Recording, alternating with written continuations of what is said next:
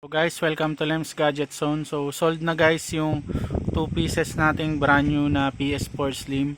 So yung isa may naka-avail na, so ito may nag-avail ulit.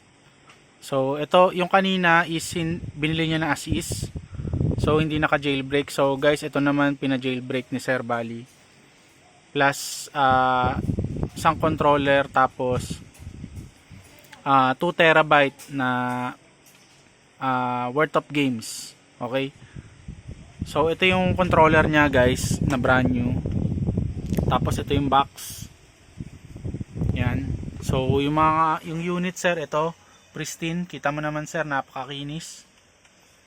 Complete yan with cable sir. Yan, updating system storage. Yan na siya guys. Tapos ito pa yung pina-add ni sir na isa pang controller. So yan sir, i-set up ko muna sir. So balikan kita mamaya. Thank you sa tiwala sir. Down payment received na po. Salamat.